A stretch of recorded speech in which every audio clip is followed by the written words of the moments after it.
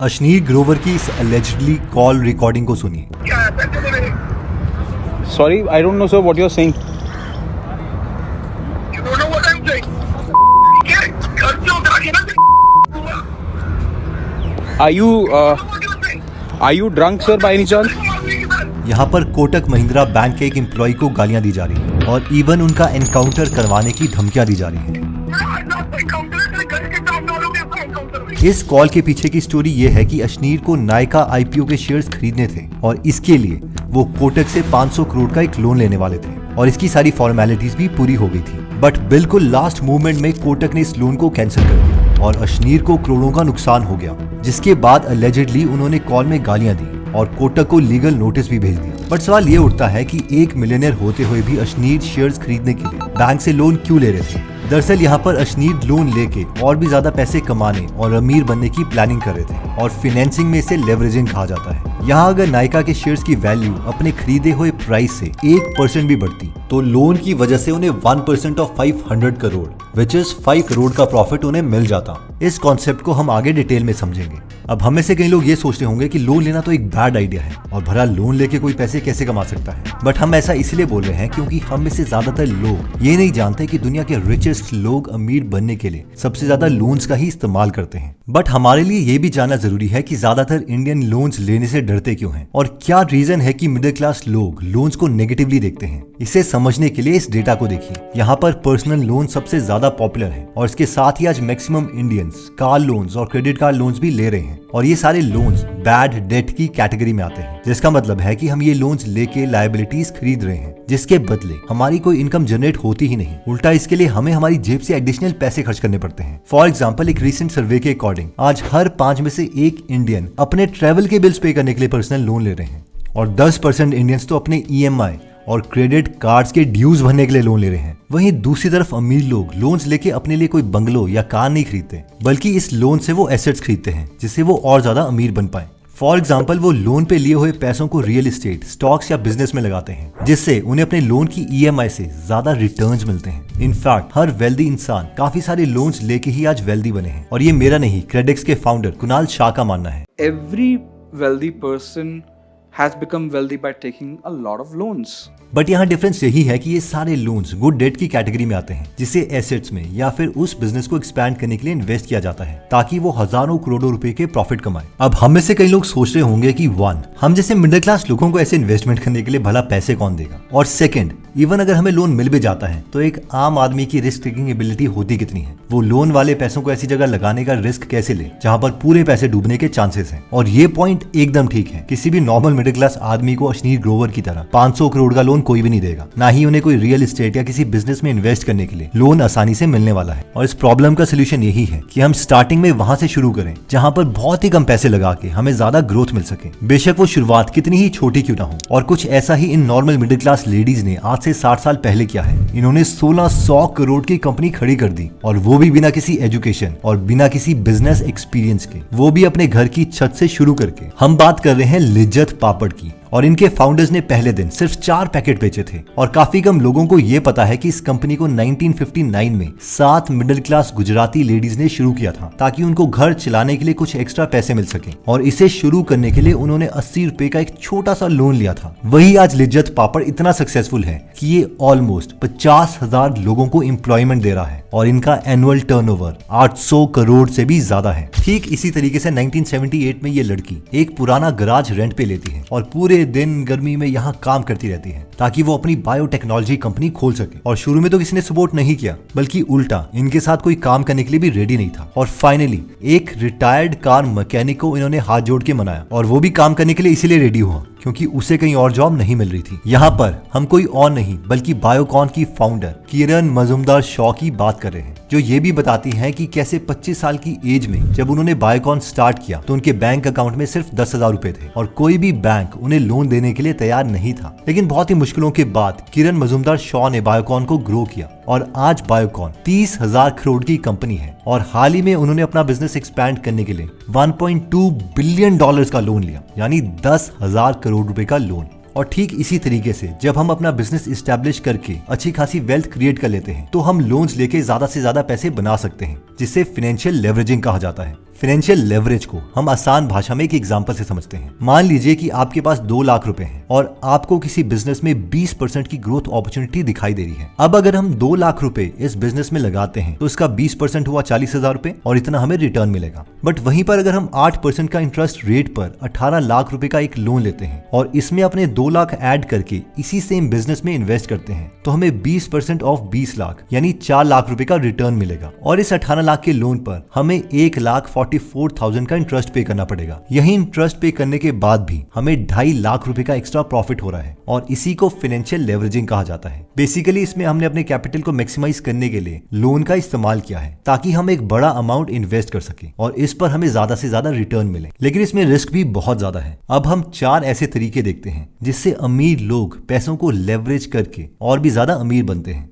Method 1, investing in commercial properties, जिसमें हम rental income earn कर सकते हैं। इसकी एक बहुत ही इंस्पायरिंग स्टोरी है। इमेजिन कीजिए एक इंसान है जिसकी 5,000 रुपए की सैलरी है और वो एक छोटी सी दुकान में हेल्पर का काम कर रहा है और वो इस मेथड को यूज करता है। तो उसे आज कितना रेंट मिलता होगा? 50,000 रुपए, 1 लाख रुपए? नहीं, 2021 में इन्हें 769 करोड़ का रेंट मिला है। इनफैक्ट इन्हें सिर्फ एक बिल्डिंग से 4 करोड़ रुपए पर मंथ का रेंट मिलता है। इनका नाम है विजय अग्रवाल, जो कि एक सत्वा ग्रुप नाम की रियल एस्टेट कंपनी के आज मैनेजिंग डायरेक्टर हैं और इनकी खुद की नेटवर्थ 4,000 करोड़ से भी ज्यादा की है। और अगर हमें भी लोन लेके ज्यादा से ज्यादा प्रॉफिट या रेंटल इनकम कमानी है तो हम उन प्रॉपर्टीज को खरीद सकते हैं जो अपनी एक्चुअल वैल्यू से काफी कम प्राइस में बिक रही हैं। और इसे करने का तरीका गैरी केलर ने अपनी book millionaire real estate investor में बताया है। बेसिकली वो बताते हैं कि कई प्रॉपर्टीज हैं जो फैमिली डिस्प्यूट्स, फैमिली इमरजेंसीज या फिर लोन प्रॉब्लम के चलते काफी डिस्काउंटेड प्राइस में बिक जाती हैं और हमें ऐसी ही प्रॉपर्टीज को ढूंढना है। फॉर एग्जाम्पल, आज गोवा की जो प्रॉपर्टी प्राइस की ग्रोथ है और रेंटल यील्ड है वो बहुत ज्यादा है और अगर हम इस वेबसाइट पे जाएं तो हमें यहाँ गोवा की वो सारी प्रॉपर्टीज दिखेंगी जिसके ओनर लोन रीपे नहीं कर पा रहे हैं। सो बैंक इन प्रॉपर्टीज को काफी सस्ते प्राइस में ऑक्शन करता है।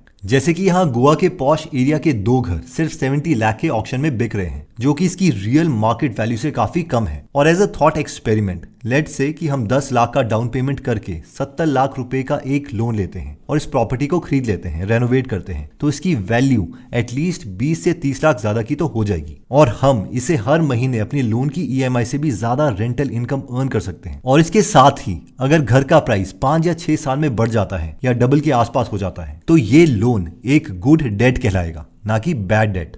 गैरी केलर ने अपनी इस बुक में और भी बहुत ज्यादा एग्जाम्पल दिए हैं जो कि आप गीगल एप्लीकेशन में जाके सुन सकते हैं। गीगल ऐप में 200 से ज्यादा बुक समरीज फ्री में अवेलेबल है जिन्हें आप पढ़ भी सकते हैं और सुन भी सकते हैं और हर हफ्ते हम इसमें एक फ्री बुक समरी ऐड करते रहते हैं। तो अगर आप इस ऐप में इंटरेस्टेड हैं तो इसका लिंक मैं डिस्क्रिप्शन और फर्स्ट कमेंट में दे दूंगा। एनीवेज, देखिए रियल एस्टेट में अपॉर्चुनिटीज इतनी ज्यादा है कि इवन बिलियनर्स भी लोन लेके रियल एस्टेट इन्वेस्टिंग से पैसा कमाते हैं। जैसे कि लॉन मस्क ने पिछले कुछ साल में कैलिफोर्निया में 7 प्रॉपर्टीज खरीदी जिसके लिए उन्होंने बैंक से लोन लिया और हाल ही में उन्होंने इन सभी प्रॉपर्टीज को सेल कर दिया जिसमें उन्हें $25 मिलियन का प्रॉफिट हुआ।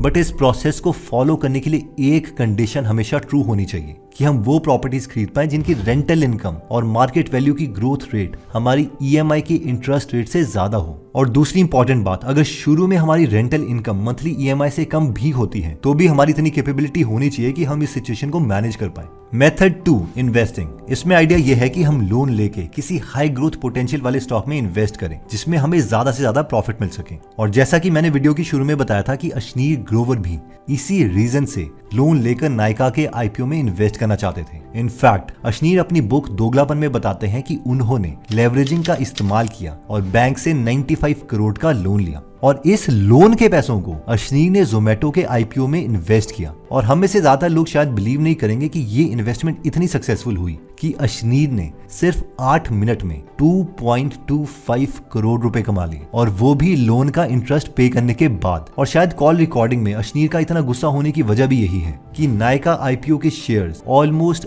80% गेन के साथ लिस्ट हुए थे और अगर उन्हें टाइम में लोन मिल जाता तो उनके पैसे ऑलमोस्ट डबल हो जाते। बट लोन लेके इन्वेस्टिंग करने में जितना ज्यादा प्रॉफिट है इसमें रिस्क भी उतना ज्यादा है। ऑल्सो जहां अश्नीर जैसे इन्वेस्टर्स के पास मिलियंस ऑफ डॉलर्स की वेल्थ है, वहीं दूसरी तरफ हम जैसे मिडिल क्लास इन्वेस्टर अगर थोड़ी बहुत वेल्थ इकट्ठा कर भी लेते हैं तो भी हम लोन लेके स्टॉक मार्केट जैसी रिस्की जगह में इन्वेस्ट नहीं कर सकते क्योंकि हम में से ज्यादातर लोगों को नॉलेज भी कम है और साथ में चांसेस भी यही है कि इससे हमारे सारे पैसे डूब जाएंगे।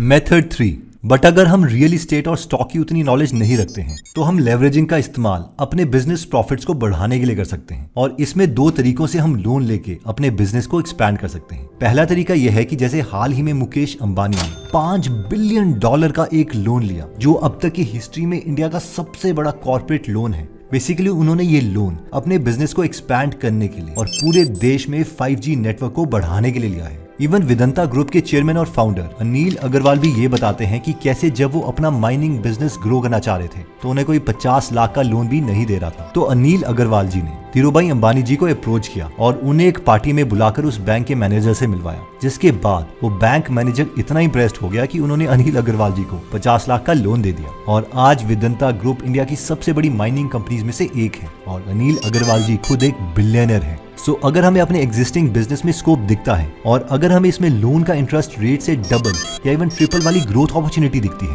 तो हम भी लोन लेके अपने बिजनेस को एक्सपैंड कर सकते हैं। आइए इस पे एक थॉट एक्सपेरिमेंट करते हैं। अगर हमारा एक रेस्टोरेंट का बिजनेस है जिसकी ग्रोथ बहुत ही अच्छी है, इतनी अच्छी कि इवन किसी दूसरे टाउन या एरिया में भी हमारे लिए डबल ग्रोथ अपॉर्चुनिटी है, तो सिर्फ ऐसी सिचुएशन में हम अपना लोन लेके उस पर्टिकुलर टाउन या एरिया में अपने रेस्टोरेंट की एक और ब्रांच खोल सकते हैं ताकि हमें इस ग्रोथ अपॉर्चुनिटी का ज्यादा से ज्यादा फायदा मिले। सेकंड, एक बार अगर हमारा एक पर्टिकुलर बिजनेस वेल एस्टेब्लिश्ड और सक्सेसफुल हो जाता है तो हम लोन लेके किसी दूसरे बिजनेस में भी पैसे इन्वेस्ट कर सकते हैं या फिर उन्हें पूरी तरह से बाय आउट भी कर सकते हैं। इस प्रोसेस को लेवरेज्ड बाय आउट कहा जाता है। कई बिलियनियर्स इसे यूज करके दूसरे प्रॉफिटेबल कंपनीज को एक्वायर करते हैं। फॉर एग्जाम्पल, गौतम अदानी को जब सीमेंट इंडस्ट्री में ग्रोथ दिखी तो उन्होंने खुद का बिजनेस नहीं खोला, बल्कि उन्होंने ACC और अंबुजा सीमेंट को एक्वायर करने का प्लान बनाया और इसके लिए उन्होंने 32,000 करोड़ का लोन लिया। अब स्मॉल बिजनेस ओनर्स तो उतना बड़ा लोन नहीं ले सकते, बट इस मेथड को समझ सकते हैं और शायद कभी सही टाइम आने पर छोटे स्केल में हम इस आइडिया को इम्प्लीमेंट कर पाए।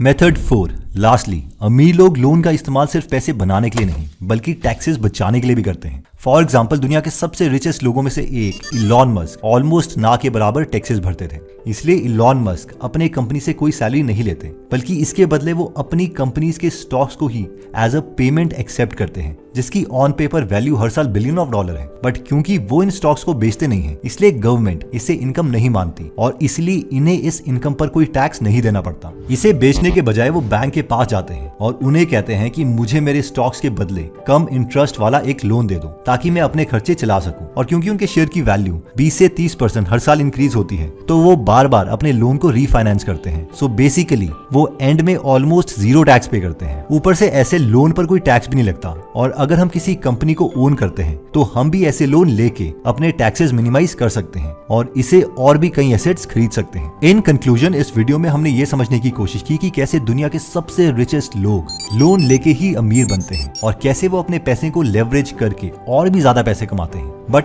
अगर हम मिडिल क्लास इंडियंस की बात करें तो हम में से ज्यादातर लोग लोन लेके ऐसे इन्वेस्टमेंट करने का रिस्क नहीं ले सकते। ज्यादा से ज्यादा या तो हम लोन का इस्तेमाल करके एक खुद का बिजनेस एस्टेब्लिश कर सकते हैं या फिर हम इसमें छोटे मोटे कमर्शियल प्रॉपर्टीज ले सकते हैं। इससे ज्यादा रिस्क लेने के लिए सबसे बड़ी प्रॉब्लम यह है कि हमारे पास उतनी नॉलेज नहीं है और हाँ, उतनी रिस्क कैपेबिलिटी भी नहीं है। इसलिए मेरे ओपिनियन में सबसे पहले तो हमें खुद को एजुकेट करना चाहिए और बाद में थोड़ी बहुत इन्वेस्टमेंट करके अपने कम पैसों में मिस्टेक्स कर लेनी चाहिए ताकि बड़ा रिस्क लेके बड़ा धमाका ना करें। और सेविंग और इन्वेस्टमेंट करने के सबसे बेस्ट तरीकों पर हमने ये वीडियो भी बनाई है, जिसे आप यहाँ पर आई के बटन को क्लिक करके देख सकते हैं। फाइनली सबसे इंपॉर्टेंट बात, लेवरेजिंग बहुत ही इंपॉर्टेंट कॉन्सेप्ट है, लेकिन ये धमाका भी है जो सिर्फ हमारे ऊपर भी चल सकता है। फाइनली आई होप ये वीडियो आपको बहुत अच्छी लगी होगी और इसे जरूर अपने फैमिली वाले ग्रुप में व्हाट्सएप में जरूर शेयर कीजिए ताकि आपके फैमिली मेंबर्स या फ्रेंड्स को पता लगे कि लोन की पावर क्या है और ये बैकफायर भी कैसे कर सकता है। एनीवेज दोस्तों, अगर आप ऐसी नॉलेजेबल वीडियोस मिस नहीं करना चाहते तो सब्सक्राइब करने के बाद बेल का बटन दबाना मत भूलिएगा। जल्दी हम आपसे दोबारा मिलेंगे। जय Hind.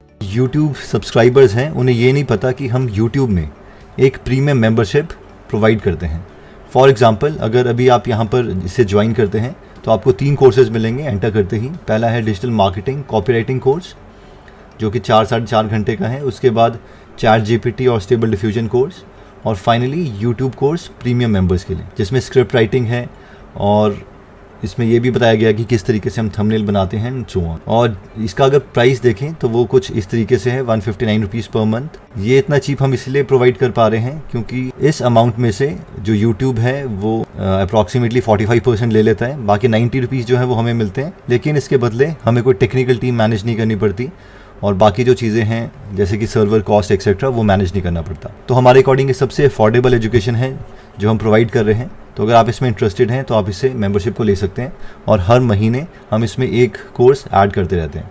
Thank you so much.